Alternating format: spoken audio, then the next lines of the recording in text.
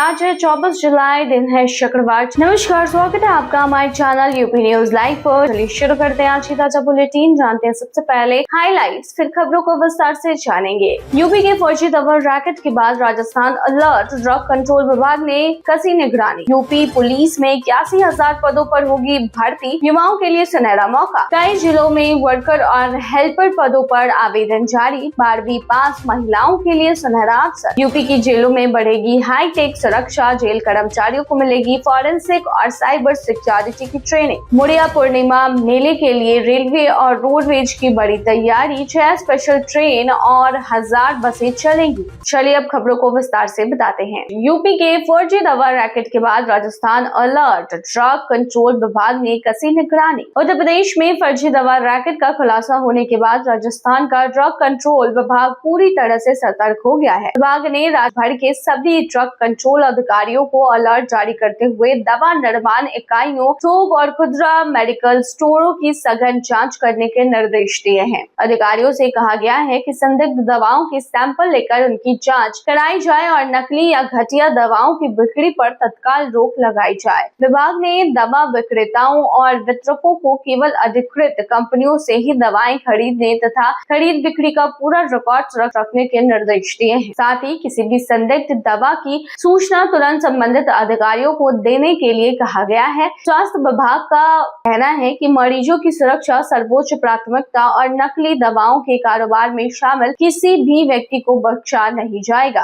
राज्य भर में विशेष निरीक्षण अभियान चलाया जाएगा और नियमों का उल्लंघन करने वालों के खिलाफ कड़ी कानूनी कार्रवाई की जाएगी। विभाग का मानना है कि समय रहते सख्ती बरतने से फर्जी दवाओं की सप्लाई पर प्रभावी रोक लगाई जा सकेगी और लोगों के स्वास्थ्य की सुरक्षा सुनिश्चित होगी। यूपी पुलिस में 81,000 पदों पर होगी भर्ती, युवाओं के लिए सुनहरा मौका। उत्तर प्रदेश सरकार वर्ष 2026 से 27 में पुलिस विभाग में करीब 81,000 पदों पर भर्ती करने की तैयारी कर रही है। इस बड़े भर्ती अभियान के तहत constable, sub inspector, jail वार्डर, radio संवर्ग और अन्य विभिन्न श्रेणियों के रिक्त पदों को भरा जाएगा। सरकार का उद्देश्य पुलिस बल को मजबूत करना और लंबे समय से खाली पड़े पदों पर नियुक्तियां करना है। भर्ती प्रक्रिया उत्तर प्रदेश पुलिस भर्ती एवं पदोन्नति बोर्ड के माध्यम से चरणबद्ध तरीके से पूरी की जाएगी। विभिन्न पदों के लिए शैक्षणिक योग्यता अलग अलग होगी। कांस्टेबल पद के लिए अभ्यर्थियों का 12वीं पास होना आवश्यक होगा, जबकि सब इंस्पेक्टर सहित अन्य अधिकारी स्तर के पदों के लिए स्नातक डिग्री अनिवार्य रहेगी। चयन प्रक्रिया में लिखित परीक्षा, शारीरिक मानक परीक्षण, NPST, शारीरिक दक्षता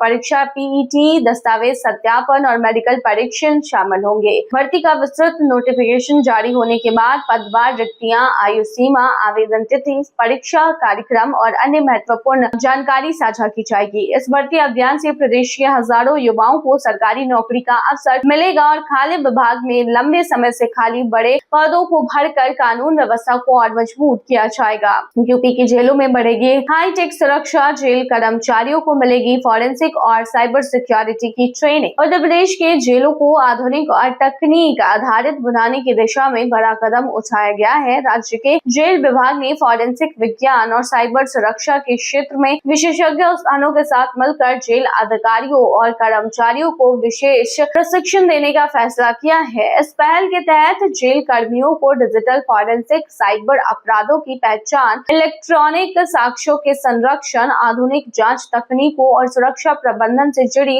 ट्रेनिंग दी जाएगी। इसका उद्देश्य जेल प्रस्थान की कार्यक्षमता बढ़ाना, अपराधियों की गतिविधियों पर बेहतर निगरानी रखना और साइबर अपराध से जुड़े मामलों की जांच में तकनीकी दक्षता विकसित करना है। अधिकारियों का मानना है कि इस प्रशिक्षण से जेलों में सुरक्षा व्यवस्था और अधिक मजबूत होगा, साथ ही वैज्ञानिक तरीके से अपराधों की जांच और साक्ष्यों के संरक्षण में भी मदद मिलेगी। पहल उत्तर प्रदेश की जेलों को आधुनिक तकनीक से लैस करने और जेल प्रशासन को नई चुनौतियों के अनुरूप तैयार करने की दिशा में एक महत्वपूर्ण कदम मानी जा रही है। मुड़िया पूर्णिमा मेले के लिए रेलवे और रोडवेज की बड़ी तैयारी। 6 स्पेशल ट्रेनें और 1000 चलेंगी बसें। गोवर्धन के विश्व प्रसिद्ध मुड़िया पूर्णिमा मेले में लाखों श्रद्धालुओं के पहुंचने की संभावना है। इसको देखते हुए रेलवे और उत्तर प्रदेश रोडवेज ने व्यापक तैयारियां की हैं। श्रद्धालुओं की सुविधा के लिए भारतीय रेलवे 6 विशेष ट्रेनों का संचालन करेगा, जबकि उत्तर प्रदेश राज्य सड़क परिवहन निगम करीब 1000 अतिरिक्त बसें चलाएगा। इन बसों का संचालन मथुरा, आगरा, अलीगढ़, हाथरस, भरतपुर सहित आसपास के प्रमुख शहरों शहरों और जिलों से किया जाएगा ताकि श्रद्धालुओं को आने जाने में किसी भी प्रकार की परेशानी न हो।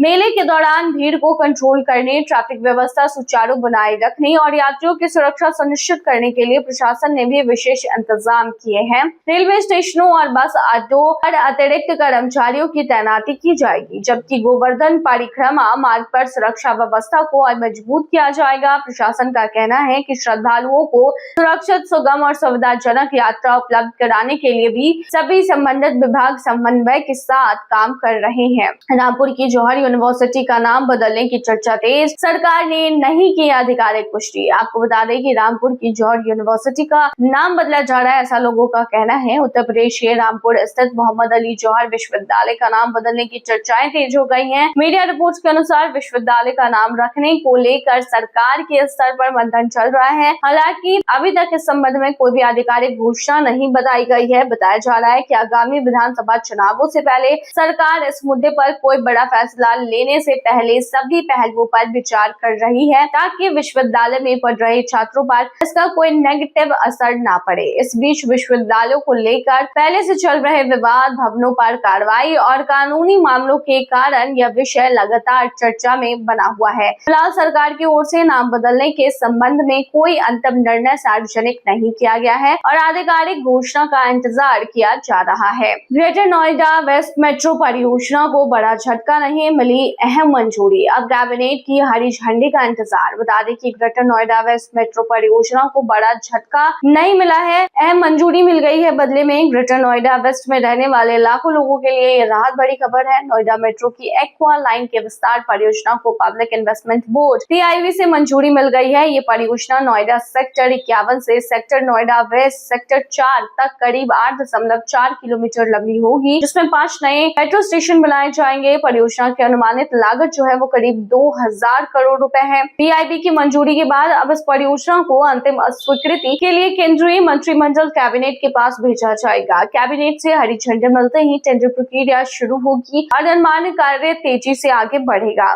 इस मेट्रो विस्तार से greater Noida west, Noida extension और आसपास के क्षेत्रों में रहने वाले लाखों लोगों को बेहतर और तेज सार्वजनिक परिवहन सुविधा मिलेगी। साथ ही दिल्ली NCR के विभिन्न हिस्सों तक आवागमन आसान होगा, ट्रैफिक जाम में कमी आएगा और क्षेत्र के विकास की भी नई गति मिलने की उम्मीद है। कई जिलों में वर्कर और हेल्पर पदों पर आवेदन जारी, 12वीं पास महिलाओं के लिए सुनहरा अवसर। उत्तर प्रदेश में आंगनबाड़ी कार्यकर्ता यानी वर्कर और सहायिका यानी कि हेल्पर के रिक्त पदों पर भर्ती प्रक्रिया जारी है। महिला एवं बाल विकास विभाग द्वारा विभिन्न जिलों में जिलेवार भर्ती के लिए ऑनलाइन आवेदन आमंत्रित किए गए हैं। इस भर्ती में 12वीं पास महिला अभ्यर्थी आवेदन कर सकती है। अभ्यर्थी जिस जिले या फिर ग्राम पंचायत के लिए आवेदन कर रही है वहां के निवासी होना आवश्यक है। चयन प्रक्रिया में कोई लिखित परीक्षा नहीं होगी, बल्कि 12वीं और उच्च शैक्षणिक योग्यता में प्राप्त अंकों के आधार पर मेरिट सूची तैयार की जाएगी। प्रत्येक जिले के लिए आवेदन की अंतिम तिथि अलग अलग निर्धारित की गई है,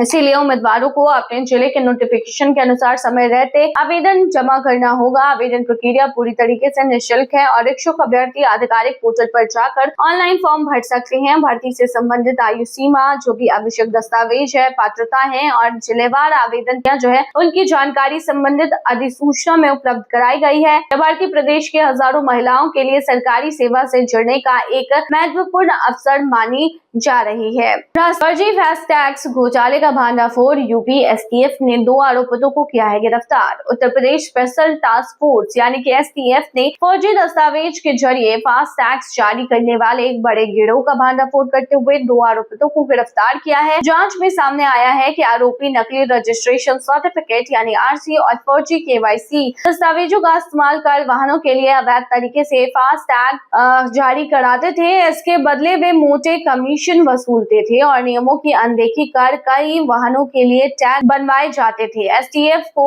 इस रैकेट की सूचना मिलने के बाद तकनीकी निगरानी और जांच के आधार पर कार्रवाई की गई है। पूछताछ में कई अहम जानकारियां सामने आई और अब एजेंसी इस पूरे नेटवर्क से जुड़े अन्य लोगों की पहचान करने में जुटी है। शुरुआती जांच में यह भी पता चला है कि इस फर्जीवाड़े का दायरा काफी बड़ा हो सकता है और कई फास्ट टैग संदिग्ध दस्तावेजों के आधार पर जारी किए गए हैं। पुलिस यह भी जांच कर रही है कि इस रैकेट से सरकारी व्यवस्था व्यवस्था को कितना नुकसान पहुंचा है और किन किन लोगों ने इसका फायदा उठाया है। इस मामले में लखनऊ के सरोजनी नगर थाने में मुकदमा दर्ज है और STF पूरे मामले की गहन जांच कर रही है। अधिकारियों ने लोगों से अपील की है कि वे केवल अधिकृत माध्यमों से ही फास्टैग बनवाएं और किसी भी अनजान व्यक्ति या फिर एजेंट को अपने डॉक्यूमेंट यानी दस्तावेज उपलब्ध कराने से बचे। तो ये थी तमाम जानकारी, तमाम खबरों के लिए हमारे चैनल पर